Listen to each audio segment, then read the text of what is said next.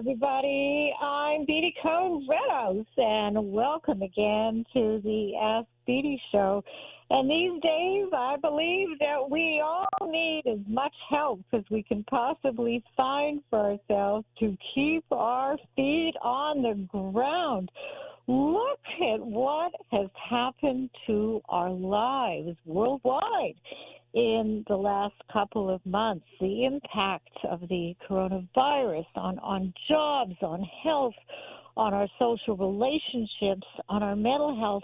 People asking the questions on a day-to-day basis. Will I be able to pay my rent, buy food, basic things for most people that we typically don't worry about at all. And when you think about it, it was just a few weeks ago, although it feels like a lot longer, I think, for me, that we woke up in the morning and we went to work. Those of us who were lucky enough to have jobs, we kissed our children goodbye on their way to school or daycare. We socialized with friends. We went to the gym if we were into working out. We ate out in restaurants. We went to the hairdresser, and I have to tell you, I miss going to the hairdresser, if nothing else, and to have a little bit of a break, from your daily sort of life. You went to the grocery stores, went to Broadway shows, movie theaters, museums. We visited with family, all without any concern, right, about a looming crisis that would affect our lives and the lives of others in inconceivable ways that we never, ever dreamed of. Isn't it amazing how quickly and dramatically life has changed? The calls to mental health helplines are surging. And I think that that's a really, really good thing, so that people are not feeling that they have to navigate this new situation on their own. 52% of those now working at home remotely feel more anxious, just anxious. Our routines have completely been put up in an upsetting sort of a way. Americans are doubling down on their worst habits, and this is according to some of the latest research, to cope with emotional stress related to the virus. And listen to these statistics. Alcohol sales have jumped, with spirits up 75%, not a good thing. Wine sales are up 66% and beer 42%. Cannabis reached an all-time high in March, even though medical experts warn that marijuana and vaping and tobacco may actually increase the risk of the virus. People are exercising less and eating more, and there may be some long-term effects of PTSD, post-traumatic stress disorder, depression, and anxiety as a result of this dramatic changes that are occurring in our lives. So if you find yourself judging your emotions or responses, remind yourself that your feelings are really, really normal and justified. And when you're starting to feel overwhelmed, try to focus on breathing instead of reaching for your phone. And also set a news and social media cut-off time. I know I have patients that are glued to all of the different coronavirus reports. It becomes too much. It really does increase our levels of anxiety and depression and anger and worry. So that, what I have found is that I actually watch the news reports once a day. It's enough. I watch in the early evening. I find out what's going on during the day, and it certainly helped me to not feel as anxious on an hour-to-hour basis than by, constantly being glued to our phones and the various different newscasts. And, on a more positive note, and I think a lot of people that I'm talking to, friends as well as patients, are saying that it's actually giving us an opportunity to stop and to really reevaluate our lives, and for many of us to find a new reset.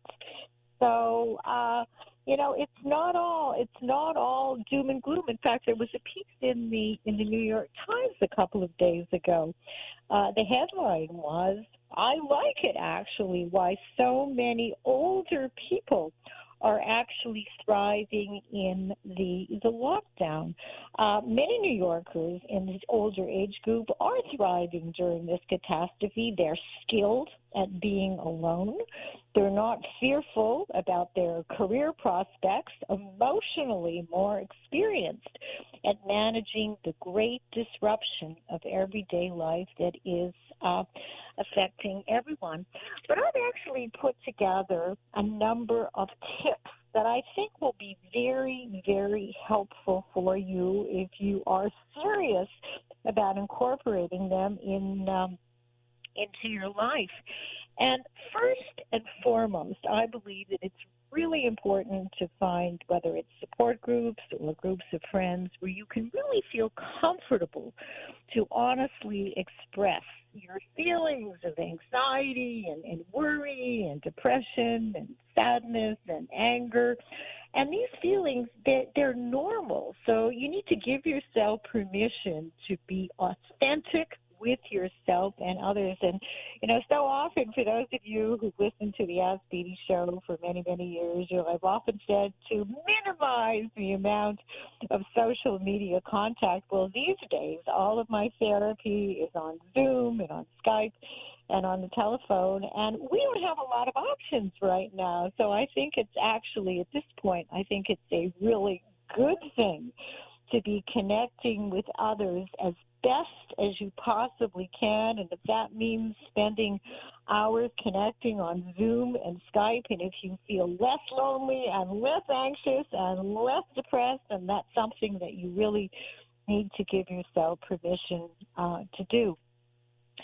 Secondly, and this is what I've also tried to do, so that I'm not just telling you to do things without my also buying into these tips, is to try and create a daily routine for yourself to help normalize your life. For example, for myself, I have found that getting up in the morning, getting dressed, actually, believing it or not, not doing my makeup and my hair and eating breakfast, taking my daily vitamins and supplements. Of course, Dr. Gary Null, he encourages us to do that all of the time, not just during a time of crisis. And exercising all help me to begin my workday with a more positive attitude, particularly since I'm now seeing all of my, my clients on Zoom or Skype, or I'm doing telephone therapy with them. And I have my weights in my office, and every single morning, and sometimes even twice a day, I'm lifting weights. I'm turning on music that I can have some cardio exercise. And it really does make a difference. If you haven't tried that, I would give yourself an opportunity starting today or tomorrow, and you're going to start to feel a lot less tense, and you'll probably end up experiencing that you're going to have a lot more energy as well. And I think it's also really important to be aware of the things that we can do to keep ourselves relatively sane and safe. Of course, washing our hands multiple times a day, and if you're going outside, to maintain the 6-foot social distance recommendation. Of course, now we're being told that we need to wear masks, especially if we are living in New York City. And also keep in mind the importance of eating healthily, since we do need to keep our immune systems strong. So please keep a check on how much sugar and alcohol you are consuming And again, I can't say enough about the importance of exercise. And what we've all discovered is that you don't need to go to a gym to keep yourself physically and mentally in shape. I know some patients of mine have ordered treadmills, and it's made all the difference in the world. And I actually have learned to love some of the online video workouts. So check them out, and you may be very, very pleasantly surprised. And, of course, sleep. I think so many people that I am speaking with, the sleep cycles are so out of whack. People are up at 4 o'clock in the morning, 5 o'clock in the morning, turning on the news, looking at their phones. And I think that it's just very important that you try to get yourself on a really, really good and regular sleep cycle. And if you need to take a little bit of melatonin or some natural herb to get your sleep cycle going, please do so, because you don't want to walk around feeling really manicky and sleep deprived, because that is definitely going to weaken your immune system. And also, we need to, of course, be aware of the current government updates. And as I mentioned before, don't glue yourself to the television or to the computer 24 hours a day. Check in for updates, once or twice a day. And that's sufficient, because there is nothing that we can actually do about what is going on in terms of government and state updates. And for those of us who are at home with partners and with children, we're going to need to find really effective ways of respecting each other's boundaries, since people are spending a lot of time together. So we need to communicate, and to be able to say to your partner, listen, I need X number of hours where I really don't want to be disturbed.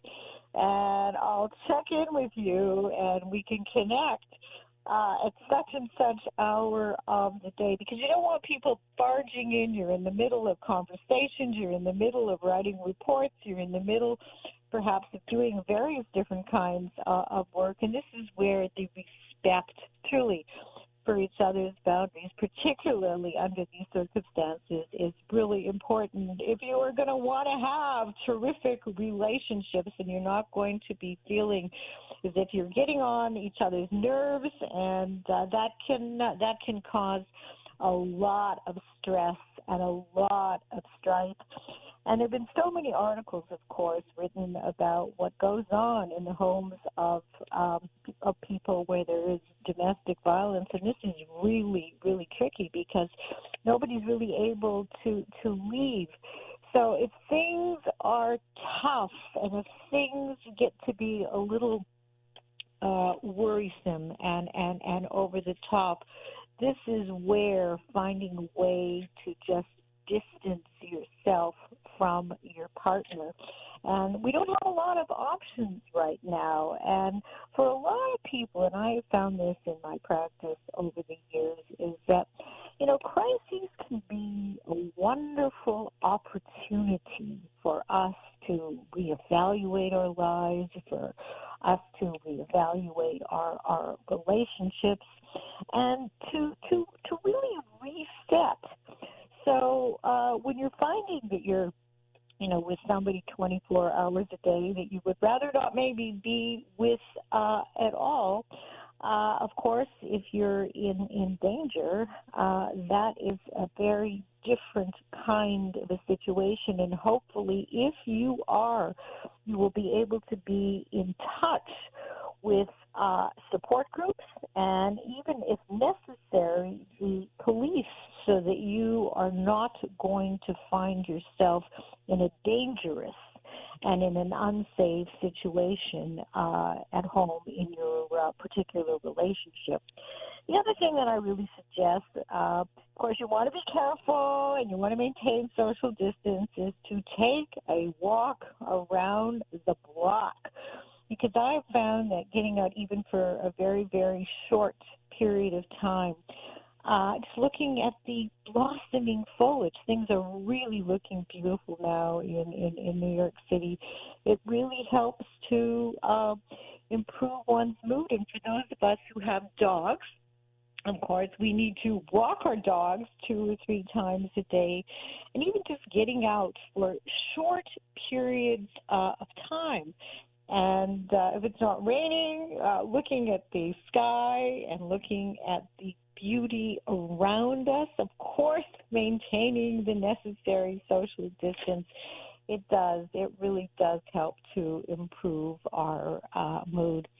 And many people, too, find meditation to be very, very soothing. And if you have never tried it, there are also many, many online videos that can help you get started. And if meditation is not for you, that is okay, too. And if all of these tips are not working for you, if they are not doing it for you, and you're still feeling depressed and anxious, and some people that I've talked to have also been feeling, pretty suicidal, frightened about death, understandably so, not sure whether or not they want to live or die, please give yourself permission to reach out and ask for professional help when, despite all of your best efforts, that your life continues to feel out of control. It is not a weakness, but it is a real strength to really recognize that we can't do it on our own. And I say to you every single week, is that life, whether or not there's a coronavirus scare or not, is complex and stressful and so challenging and difficult at times that we all need to give ourselves permission to reach out, and that we don't need to navigate our lives on our own. And finally, before I introduce a very, very special guest today, there was a lovely piece in the New York Times, and it said that science offers a simple and effective way to bolster our own emotional health. And to help yourself, and please take this in, and this is something that I have felt for over 35 years that I've been helping people as a psychotherapist and a sex therapist. So listen to this. To help yourself, start by helping others. And I can attest that in my life that has made all the difference in the world at very, very challenging times that I have been through as well. Just knowing that I have been able to help thousands of people over the years, it's given me a great deal. Sometimes I wonder who's gotten more from the experience, me being in the helper position, in the helping position, or people who I have helped. Hopefully, we've all gained a great deal. Well, I do have a very, very special guest. Her name is Carey Davidson. Welcome, Carey. Beatty, thank you so much for having me today. Well, I'm so glad to hear you, and I am so excited to let everybody know about your new book, which is the Five Archetypes, Discover Your True Nature and Transform Your Life and Relationships by Simon and Schuster. I mean, this is a really big deal, Carey. I mean, these days to get a book deal, it's very, very, very challenging. And I want my audience to know as well that you are, and I hope I'm pronouncing this correctly, a Ayurvedic nutritionist. Is that right? Ayurvedic, yeah. Okay. I'm not exactly sure what that is, and maybe we can talk about that a little later. Carey is also a Reiki Master and founder of Tournesol, a holistic health think tank, collaborative, and treatment center in New York City. And, when I was pondering some of the questions that I wanted to ask you, Carey, and I was thinking, why and what was it that made you decide that you wanted to write this particular book? Well, my work over the past 4 years has revolved around these 5 archetypes. It started with a nonprofit for kids that I started with my wonderful friend and teacher, Dr. Stephen Cowan, who really was my teacher in understanding these 5 archetypes and how they help us predict and overcome pitfalls that we find ourselves in all the time in our lives. And when I saw the impact it had on kids, I really wanted to include this work in my work with adults and in companies. So over time, I would have sessions with people and do groups at companies, and they would say, where can I read more? Where can I read more? Where can I find out more? And serendipitously, or the universe dropped it in my lap, a friend or colleague came to me and said, you should really write a book, and I'm going to introduce you to my publisher at Simon and Schuster. And so it came together because, honestly, the amount of work that goes into writing a book, I don't know if I would have been self-motivated enough to have done it any other way. But I saw the magic that happens in people's lives, the transformative impact of this information, and it just needs to be easily accessible. It needs to be available in libraries. It needs to be, out there so that people can have it and use it and apply it to times when they feel discomfort.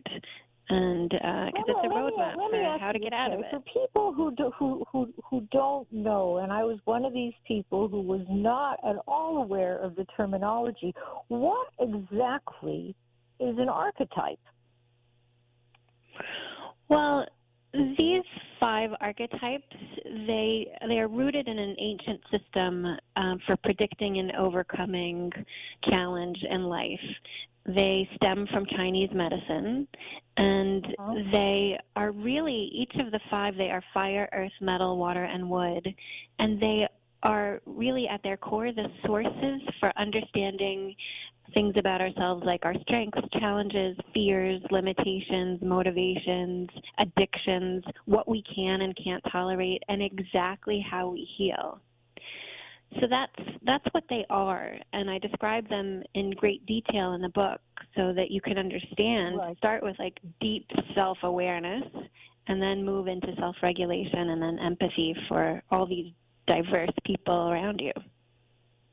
So let me ask you this also. I reviewed the material in a fair amount of detail, and I was just wondering for people who are listening, how do you figure out what archetype really best describes you, since we are all a combination of different personality traits? I took your test, which I'm going to ask you to interpret a little bit later, but we are all a combination of different traits. So how do you figure out what best describes you, and then what are we supposed to do with that knowledge? Well, the way to figure it out, an easy way to figure it out, you can do an online assessment. You can go to fivearchetypes.com, and there's a free assessment that gives you your breakdown of scores. And yes, we are all a combination of all 5, the same way plants need all 5 elements in order to grow. We need the sun, we need water, we need the earth, we need the seed, and we need air. So we need all of these things, all of these elements, all these archetypes in order to function in our lives. But we have one that is primary, one that defines how we engage with our internal and our external environment. What color glasses do you wear, right? So you might see a situation from a very different perspective than someone of another primary archetype, but you both have beautiful gifts to contribute to the problem solving of that issue. And if I can empathize with the way you see the world, I have better relationships because I don't dig my heels in and resist your opinions. I use them to help me grow. And that's kind of, understanding your spread of the elements within your nature of these archetypes.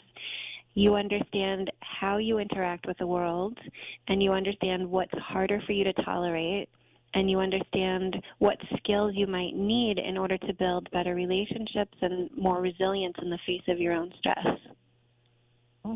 Could you say that by knowing the personality traits associated with each type, you can actually start to predict your behavioral patterns, not only with yourself, but also with your friends, romantic partner, your children, and even your colleagues? So give us some examples. For example, I took your online test. And this might be fun to do. My fire, which you define as the eternal optimist, was 57.6%. Now, what does that mean in comparison, for example, to my wood, which was 65.7%? Or do you have to look at all of the different archetypes and then try to make some sense about what they all mean in terms of the relation to oneself and to others? So it's important. It's a great question. I get a lot of questions around how do I interpret my scores and what does this spread mean? And it is super important to look at all five together in relationship. And what I bet you see all the time in therapy and working with people is our greatest teachers are the people with whom we are in relationship, right? If we lived alone, we'd probably, to some degree have an easier time, but in relationship, we are both challenged and nurtured. It feels good, but it can also, right? So the five tell us an amazing story in relation to one another. So if your highest, was your highest wood? My highest was wood, which was 65.7%. Okay, so my lowest was the philosopher, which was 46.8%. But so what does it mean that I have wood, or that somebody would have wood of 65.7%? Is that considered to be high? Is that considered to be something in the middle? What does that mean? Well, scores in the mid-60s to around 70 tend to be kind of middle of the road, balanced. That really means, this is a person who is pretty self-aware, who has a decent amount of passion for what she does in the world, can be equally passionate in the strength states, in your gifts to the world and how you bring others to live their best lives, as well as, equally passionate in your stress states. So when you feel upset about something, you feel upset about it. But a score in this range also, you're not only self-aware, you also probably don't go too deep into your stress states, nor do you stay there for too long. You're probably pretty decent at recovery, coping mechanisms. You know what's going to tick you off, and you know what's going to bring you out. The lower score of water is what nurtures your wood's ability to be a trailblazer, right? Wood people are change makers. They are coaches. They drive themselves and others to be their best. They are risk takers. They love adventure. They love movement. They don't like to sit still in physical space or in their emotional or cognitive behavioral efforts. Water, since it's low, water is your ability to value getting quiet or slowing down, because wood loves so much to move fast and to get things done quickly. They don't always see the value in like taking a minute and not answering the question right away, or pausing. You talked a little bit about meditation, that it's great for some people, but not everyone loves it. It will nurture a wood person. It's really good for wood people, but it's almost like your mom telling you to clean your room 1,000 times. You don't want to do it, even though you know it's good for you. So yeah, I mean, the relationship among all the scores is really where the magic happens. Understanding your spread of scores can tell me where you have the most potential for growth in your personal life, in your well-being activities, in your relationships, and in your work. You asked about your fire. Your fire is the way you manifest your destiny in the world as a wood person. And that means you work to help coach people to inspire hope in their own lives, right? So that's like fire is about instilling hope and joy and optimism.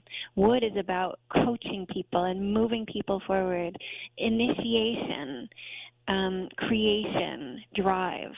So you, in your highest purpose in this world, it's exactly what you're doing. You're a coach. You drive people to have hope in their lives, to be better, to have joy, to have bliss. And so that's your relationship, one of your relationships to fire. Fire for you is also your coping mechanism in a time of extreme stress. When you feel like people or things are getting in your way, you will soothe through having fun, through playing, through doing something silly, and that's fire. So now, that's kind of a little bit about that. Over the period of time and years, I mean, could it be that when somebody is in their 20s that their fire and earth and metal and water and wood archetypes will be very different than they are in their 30s or 40s or 60s or 70s? Or do things remain, in your view, fairly constant in terms of, the dominant archetypes that we all have? Well, according to Chinese medicine, your primary archetype is highly resistant to change throughout your lifetime. And many Chinese medicine practitioners who I've spoken with believe that it doesn't change. So it's almost like, could you imagine if your primary is wood, you like adventure, you like movement, you like to coach, you like to take risks, you like to be challenged. Could you imagine a time in your life when you would all of a sudden only like to take care of other people's needs and being needed and only being needed, not being a driver, not being on the radio, not really speaking in front of people, but just being a quiet bystander who kind of helps nurture other people very quietly. And there are lots of people like that. Those are earthy. Right. It couldn't happen. Right. So that's what I mean. Like, we have these archetypes that drive the way that we want to engage in the world and the way that we feel most safe and that we feel most secure. When we don't have those needs met, we start to go into our maladaptive thinking and behavior. And so, to answer your question, we have our one primary really does lead the way we engage in our lifetime, but the other four can move and shift in the context of certain situations when we're going through difficult change, like divorce or job loss or the loss of a loved one. And when I've seen wood people really build a lot of water if they decide to go off and live in an ashram for 3 months, right? Water is about getting quiet and sitting, and it's not easy for wood people. But what if we find that our primary archetype doesn't work for us? And, for example, let's take wood, and you find that the fact that you are, primarily a go-getter, that it really doesn't work so well in the relationships that you have and the relationships that you have fostered throughout your life. That being the go-getter perhaps ends up being something that is destructive or self-destructive to you and to others. If you start to see that whatever it is that you you think you are isn't working. That's exactly what I deal with on a regular basis is people starting to recognize that their way is very singularly focused. We can become addicted to our way, right? And an addiction is not so great. It can get us stuck. So each of the 5 has something they become addicted to. So in an unbalanced state, too much wood, right, overactive wood can become addicted to only winning and not fighting for the care, for the goals of everyone. And like our president, would you say that he would be a good example of a wood? Yeah, so he's a good example of an unbalanced wood. Unbalanced wood is like a bull in a china shop. They are the least self-aware of the 5 because they're all about them and not about how other people perceive them. They can leave a trail of destruction behind them and have no idea what they did. They're oblivious because they're very much all narcissistic personality disorder type person. You're classic narcissist. Yeah, so that's what wood can become if it has no balancing ability, right? So if we get way too into our type, fire can get addicted to pleasure. Earth people get addicted to relationships. Metal people get addicted to practicing, and water people get addicted to thinking. And all of these qualities are really great in balance. But we get too caught up in only seeing the world our way and not empathizing with the gifts that all these other types bring to our lives, that we can get stuck in it. And then you're right, it becomes a destructive quality rather than something that contributes something beautiful to the world. So typically, Carey, if somebody is calling you for a consultation, let's just say there's certain parts of their lives that are not working and maybe their relationships are not working as well. How do you begin?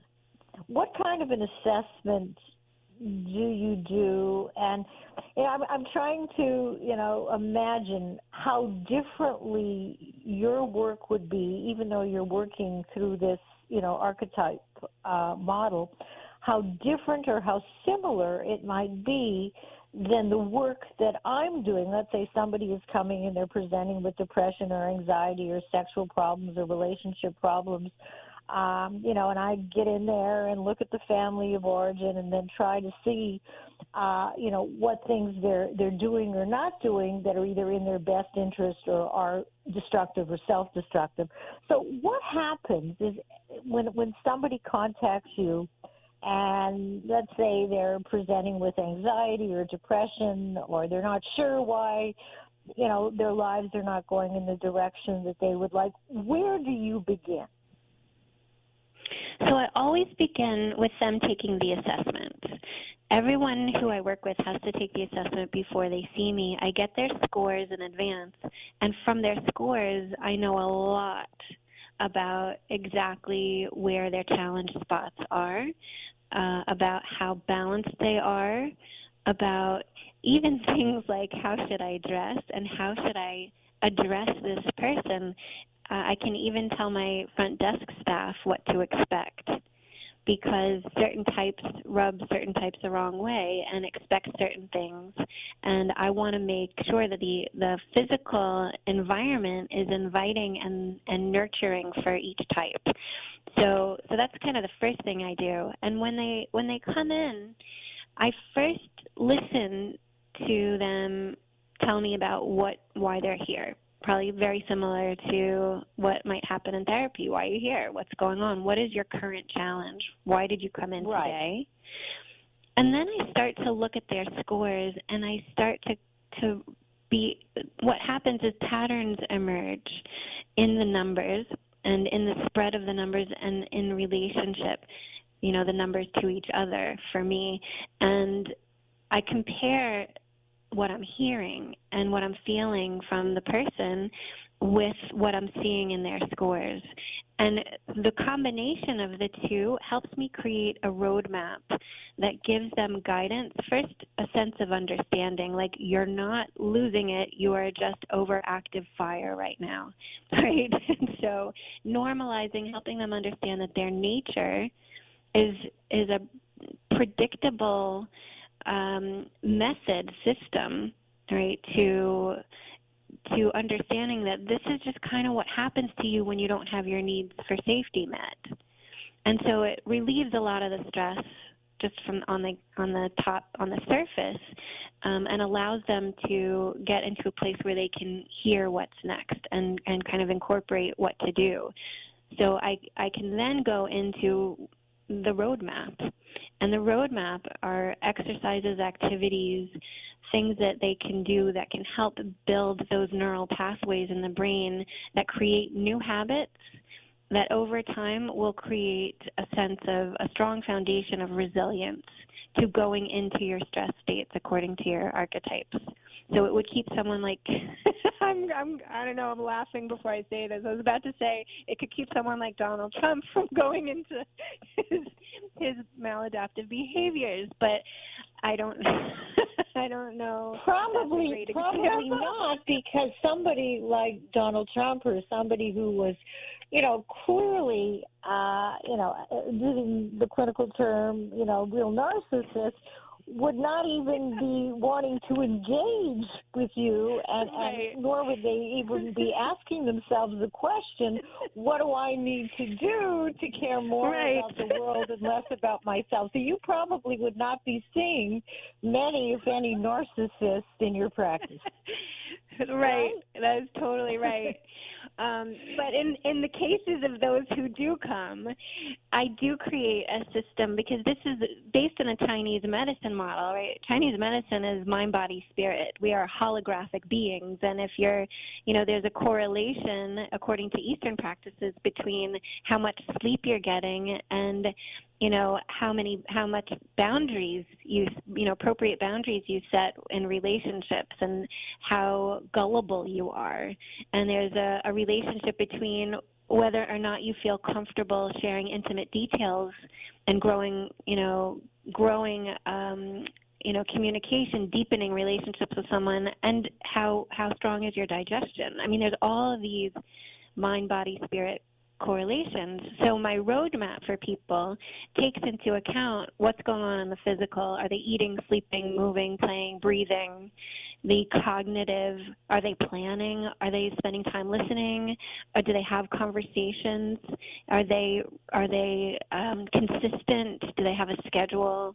And then it goes up into the spiritual components. Do they have joy? Do they feel peace? Do they feel free to do what they want to do for themselves?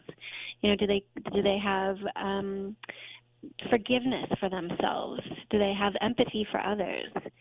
And so I kind of have to get a look at the particular person, what is their challenge right now, and then I compare what's going on, what are they presenting with to their scores, and it gives me a very clear roadmap to help them build these new habits that then create resilience and ultimately bring their mind back into a place where they can think more clearly for themselves, and they don't present with these questions in the first place. Does that make sense?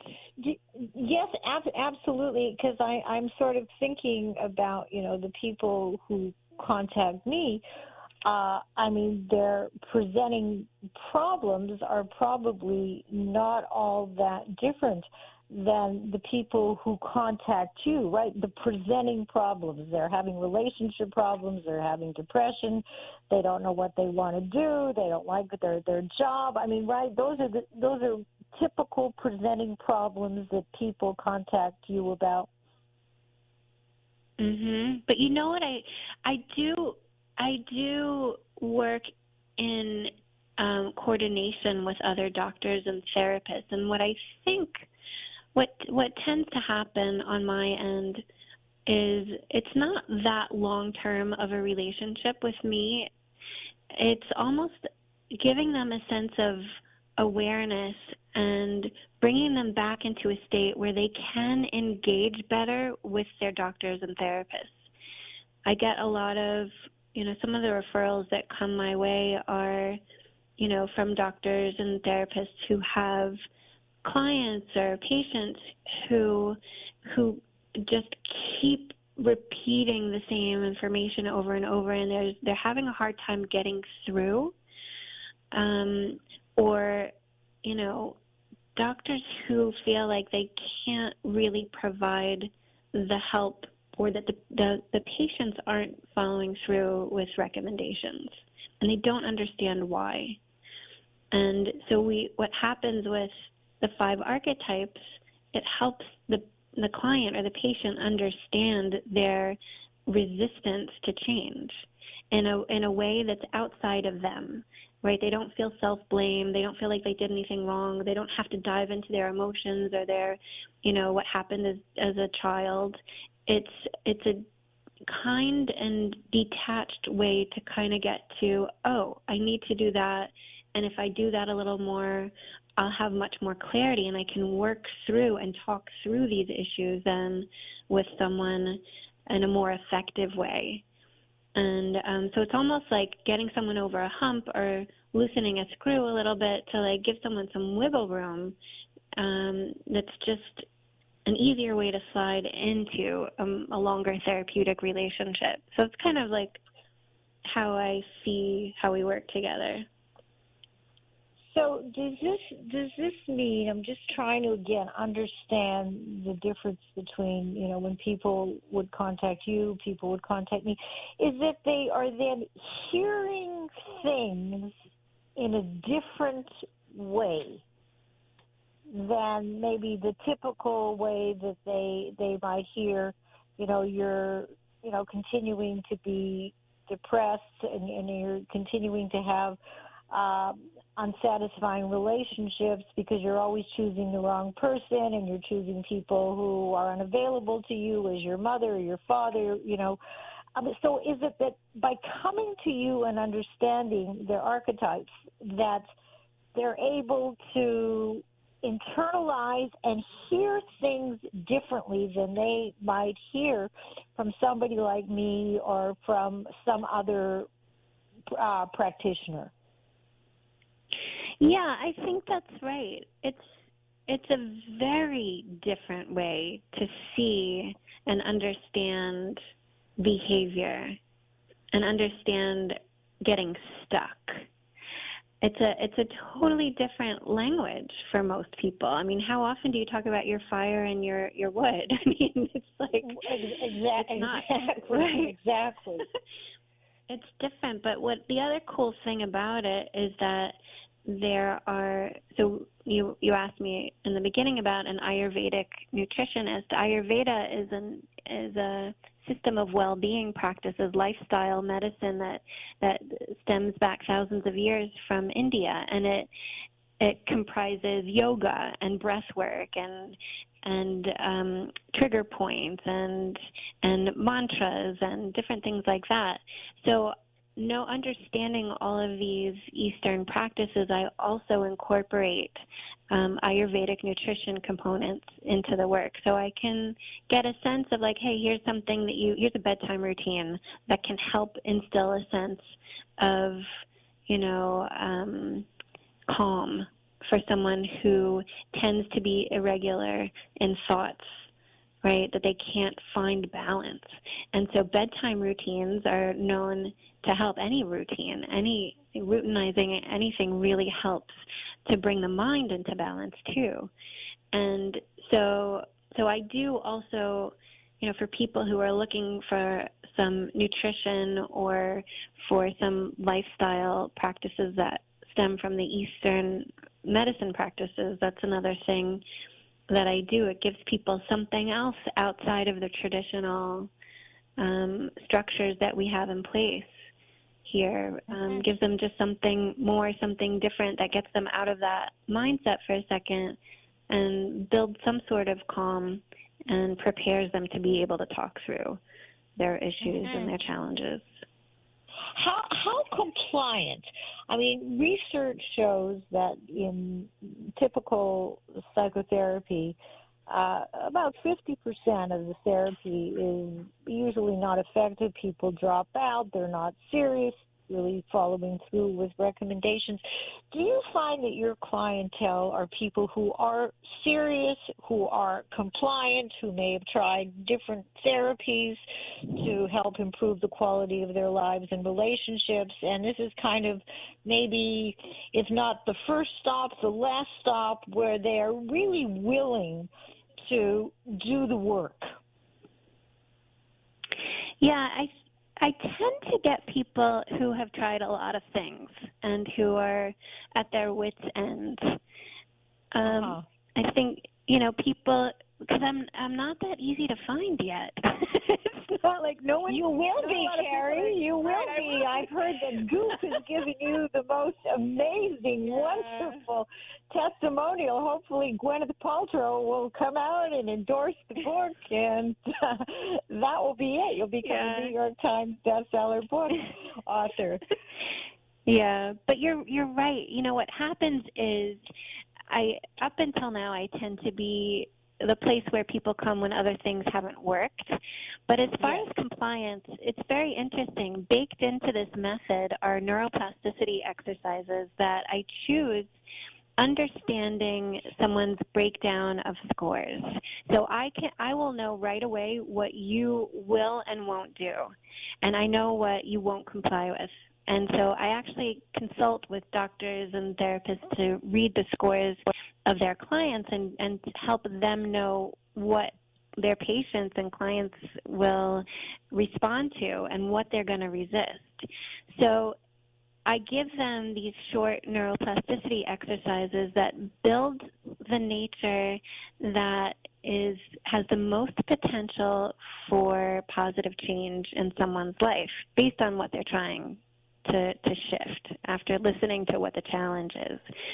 So these neuroplasticity exercises are, they can be 30 seconds or you can take 5 minutes, but it's not difficult to do, and I make sure that I give them things to do that correspond to their primary nature, so they will like it. It won't be a chore. It won't be, God, I have to eat my green beans again. Now, and if you're looking at people's relationships as well, do you oftentimes see that based on the archetypes, the primary, what word am I looking for? The archetype that primarily defines the person, do you oftentimes see that they're with people where it could basically almost never work because the differences are just too great to reconcile? Yeah, it's interesting. I see combinations of all of them. Some people are with their same archetype, some are with the polar opposite archetype, and really any relationship can work as long as each person is self-aware, is able to calm themselves, to cope, to recognize, balance themselves, and to be empathetic to their partner's needs. I mean, it's probably very similar in psychotherapy. There's not a typical, there's not a combination that can't work if both people are willing to be self-aware and take responsibility for their own cruddy behavior. Right? And then to be able to, then you have the potential. There's always potential for growth. As soon as you get into fixed mindset where you dig your heels in and you say, forget it, it's my way or the highway, going back to those 5 ways we get addicted, if wood gets too addicted to winning, it's really hard to be in a good relationship. If fire gets too addicted to pleasure, that's not great either, because then nothing gets done. You just do what's fun, right? So yeah, I mean, I get asked this question a lot. There's no bad combination, but there is a way. As soon as you know who you're in bed with, literally or figuratively, you can, if you understand their archetype, you know exactly how to take care of their needs. You know what their biggest fears are and what they can't tolerate and what makes them feel scared. And so you can nurture that, and you can support that and honor that without losing yourself. Like, they still have responsibility for themselves. Interesting. Yeah. So that if a couple is having problems, ideally you would want to work with both of the people to take a look at their archetypes and see what it is that's not working and what you could then recommend so that things could become more in balance. Is that the way of maybe putting it? Well, I think what my overall goal with couples is really empathy. Empathy, empathizing with your own needs and with your partner's needs, but there's a very clear-cut method to mapping out relationships within the 5 archetypes. And for each opposing nature where you have these polar opposites, there's a bridge. And in that bridge, those behaviors and activities are things that will nurture both people. But what happens is when we don't feel safe, we dig our heels in and we go into our addictive behaviors. And when we are opposing natures, that's the way we hurt each other the most. So like wood needing to win, right, and metal needing to be right. Those two, forget it. Like if both people are digging their heels in, it's like, but wood and metal meet in water. Water is imagination, is flow, is going for a walk, is going for a swim, is listening to music, is being creative, is playing metaphor games, is talking about memories. Like all of those things are safe. Listen, Carey, I can't believe it that our time is up, and I want people to go to the stores and go online and buy your terrific books, The 5 Archetypes, Discover Your True Nature, and Transform Your Life and Relationships. Again, Carey Davidson, thank you so much for coming on the Ask Beatty show, and to be continued, and good luck and mazel tov with all your successes. Thank you, Beatty. Thanks so much for having me. Bye-bye.